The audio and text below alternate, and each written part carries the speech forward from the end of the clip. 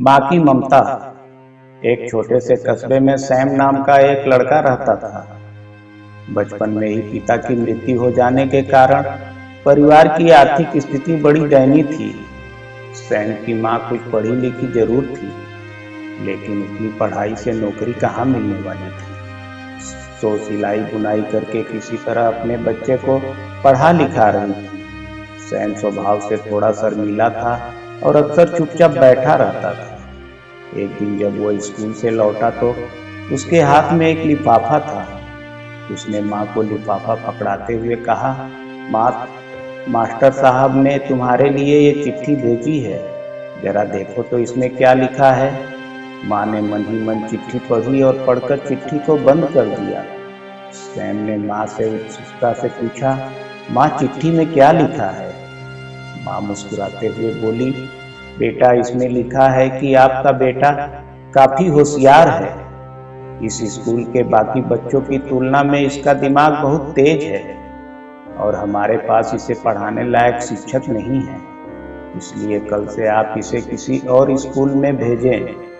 यह बात सुनकर सैम को स्कूल न जा सकने का दुख तो हुआ, पर साथ ही उसका मन आत्मविश्वास से भर गया कि वो कुछ खास है और उसकी बुद्धि तीव्र है। माँ ने उसका दाखिला एक अन्य स्कूल में करा दिया। समय बीतने लगा और सैम ने खूब मेहनत से पढ़ाई करना शुरू कर दिया। उस चिट्ठी को सुनने के बाद उसके अंदर एक नई ऊर्जा आ गई थी। कुछ ही दिनों में वह अपने स्कूल में टॉप स्टूडेंट बन गया। आगे चलकर वह आईएएस की तैयारी करने लगा, जिसमें उसको कामयाबी मिल गई और वह आईएएस अफसर बन गया। सैम की माँ अब बूढ़ी हो चुकी थी और कई दिनों से बीमार भी चल रही थी और एक दिन अचानक उनकी मृत्यु हो गई। सैम के लिए ये बहुत बड़ा आघात था। वह बिलख बिलख कर रो पड़ा। उसे समझ नहीं आ रहा था कि अब अपनी माँ के बिना वो कैसे जिएगा। फिर किसी तरह उसने अपने मन को शांत किया और अपनी माँ का दाह संस्कार किया। धीरे धीरे कुछ समय बीत गए और वह अपने नौकरी में व्यस्त हो गया। कुछ दिन नौकरी करने के बाद वह छुट्टी पर घर आया।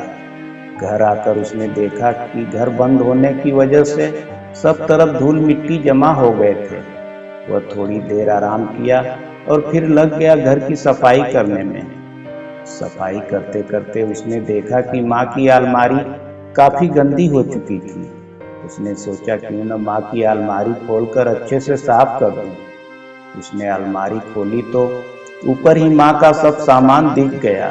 उनकी माला, चश्मा और अन्य वस्तुएं, जिन्हें देखकर वो भावुक हो गया और वह उन सभी सामानों को हाथ में लेकर चूमने लगा।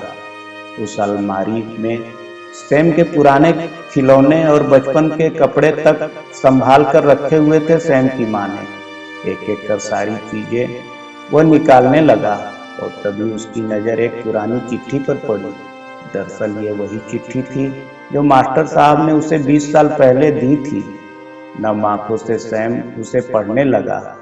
उसमें लिखा था, आदरणीय अभिभावक, आपको बताते हुए हमें अफसोस हो रहा है कि आपका बेटा सैम पढ़ाई में बेहद कमजोर है और खेल कूद में भी भाग नहीं लेता है। मालूम पड़ता है कि उम्र के हिसाब से सैम की बुद्धि विकसित नहीं हो पाई है, अतः हम इसे अपने विद्यालय में पढ़ाने में असमर्थ हैं। आपसे निवेदन है कि सैम का दाखिला किसी मंद बुद्धि विद्यालय में कराएं अथवा खुद घर पर रखकर इसे पढ़ाएं। सादर। दोस्तों, सैम जानता था कि भले अब उसकी माँ इस दुनिया में नहीं रही, पर वो अपनी ममता से मुझे एक कामयाब इंसान बना दी। वो जहाँ भी रहे, उनकी ममता, उनका आशीर्वाद सदा उस पर बना रहे।